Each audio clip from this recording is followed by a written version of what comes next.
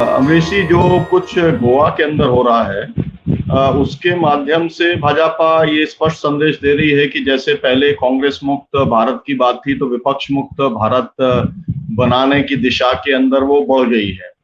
अब विपक्ष को तय करना है कि उसकी अपनी रणनीति क्या हो। लेकिन जो बात अनिल जी ने कही थी, वो महत्वपूर्ण बात है कि अब जिस तरीके से टिकट बांटे जाते हैं, जिन लोगों को टिकट बांटने का काम किया जाता है, अब उसके ऊपर भी पार्टियों को गंभीरता से सोचना पड़ेगा। क्योंकि होता यह है कि जो पार्टियों का जो तरीका है वो है जिताऊ कैंडिडेट का। अब वो जिताऊ कैंडिडेट जो है वो बिकाऊ ना हो, इसके लिए जो है उसके ऊपर विशेष ध्यान देने की जरूरत होगी। मतलब अब ये है कि वैचारिक राजनीति की तरफ राजनीतिक दलों को भी मुड़ना पड़ेगा। क्योंकि अगर कई लोग तो टिकट खरीदते हैं और वो खरीद करके चुनाव लड़ते हैं और वो पैसा इन्वेस्ट करके वो चुनाव जीतते हैं, तो ऐसे लोग तो शुद्ध व्यापारी हैं और वो लोग फिर जाकर के अपना ज्यादा दाम मिल जाता है तो वो दाम हासिल करने का काम करते हैं। तो ये बात तो तय है कि अब केवल विपक्ष नहीं, सभी लोगों को, क्योंकि ये तो क्या है कि अभी एक चल रहा है, हवा एक चल रही है, अभी भारतीय जनता पार्टी है, सबसे ज्यादा पावरफुल है। लेकिन पहले भारतीय जनता पार्टी नहीं थी, तो पहले कांग्रेस पार्टी थी, वो पावरफुल थी। तो जो पावरफुल है वो अपने पक्ष में जो है वो बहुमत जुटाने की कोशिश करता है। लेकिन ये जो है कि संपूर्ण विपक्ष मुक्त बात, तो एक बात तो ये कि किनको आप टिकट देंगे वो देखना पड़ेगा। दूसरा, जनता के बीच में ही सघन कार्य करना पड़ेगा, क्योंकि ये बात बहुत ज्यादा महत्वपूर्ण है कि अगर शिवसेना का इतना सब कुछ हुआ और अगर लोग सड़क के ऊपर नहीं आए, शिवसेना को जो लोग देश के अंदर जानते हैं वो एक ऐसी पार्टी के तौर पर जानते हैं जो पार्टी का कार्यकर्ता 24 घंटे 365 दिन सड़क पर आने के लिए तैयार रहता है। और अगर वो सड़क पर नहीं आया तो केवल इतनी बात नहीं है कि उद्धव ठाकरे जो है उनका कोई इशारा नहीं हुआ या शिवसेना कहती रही कि हमें शांति बनाए रखने का काम करना है, लेकिन उससे और ज्यादा है। या तो ये है कि जो उसकी एक पकड़ थी अपने कार्यकर्ताओं की और उनका जो संघर्ष का मादा था उसके अंदर अंतर आ रहा है। क्योंकि हमने ये देखा था, इसके पहले हमने देखा था कि वो मादा राज ठाकरे के अंदर कुछ दिखलाई पड़ रहा था, लेकिन उद्धव ठाकरे का जो पीपल्स पॉलिटिक्स के अंदर लोगों के बीच में वो पकड़ की वो अपने कार्यकर्ताओं को सड़क पर उतार सके, वो कम से कम ये जो पूरे ऑपरेशन हुए इसमें देखने को नहीं मिला। तो सवाल ये है कि विपक्ष की पार्टियां, मैं एक और बात भी कहना चाहूंगा, जैसे बिहार में हुआ था और बिहार के अंदर जो कुछ हुआ कि आखिरी में जो 18 सीटों के ऊपर जिस तरीके से जो है वो प्रेशराइज करके और रातों रात नतीजे बदलने का काम हुआ,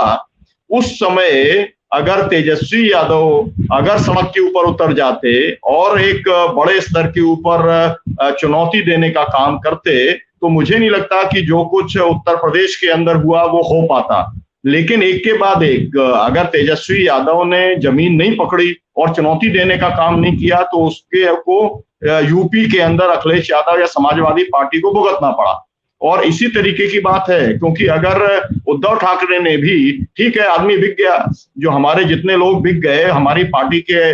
टिकट से आए थे और बिक गए, तो वो उन लोगों का तो उस शहर के अंदर घुसना ही संभव नहीं होना चाहिए था। और ये स्थिति तो शिवसेना की है कि वो कर सकती थी। तो आफ्टर ऑल पब्लिक प्रेशर क्या है, ये सबसे बड़ा सवाल है। और आपका अगर पब्लिक प्रेशर नहीं है तो आपका जो पार्टी का वजूद है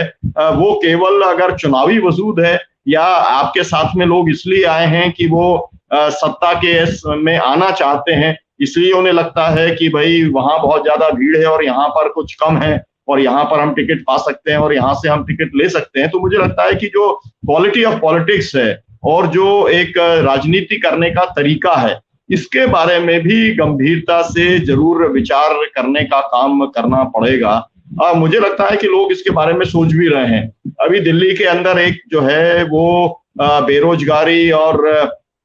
महंगाई और सांप्रदायिकता के खिलाफ एक राष्ट्रीय सम्मेलन हुआ और उस सम्मेलन के अंदर यही बात हुई कि जो मुद्दे हैं, जनता के मुद्दे हैं, उनके ऊपर फोकस होना चाहिए ताकि उसके साथ में लोग जुड़ें और उसको लेकर के लोग मैदान में आने के लिए तैयार हों। क्योंकि अब जब आज की स्थिति आपने देखी कि आज जो है सुप्रीम कोर्ट के अंदर 4 केस लिस्ट होने चाहिए थे और आज एक भी केस लिस्ट नहीं हुआ, और अब कब लिस्ट होंगे उसके बारे में भी जो है सुप्रीम कोर्ट के चीफ जस्टिस साहब ने कह दिया कि उसके बारे में कुछ नहीं कहा जा सकता कि वो कब लिस्ट होंगे। मतलब ये है कि आउट एंड आउट सीधे सीधे तरीके से सुप्रीम कोर्ट उन्होंने संविधान बेंच जिस समय जो कार्रवाई बनाने की बात थी, कही डॉक्टर सुनील जी जी आपको शायद पता नहीं, संविधान बेंच बनाने की बात कही है और स्पीकर नहीं, को संविधान बनाने की बेंच के की लिए बात रोक कही लगा है। दी है। लेकिन ये तो बात सही है, लेकिन अमरीश जी जिस समय त्वरित कार्रवाई करनी चाहिए थी, जिस समय आया था 16 विधायकों का मामला आया था, उस समय तो उसने कार्रवाई नहीं की, रोक लगा दी एक तरीके से जस्टिस के फैसले डिले करके डिनाई कर दिया उसने जस्टिस जी।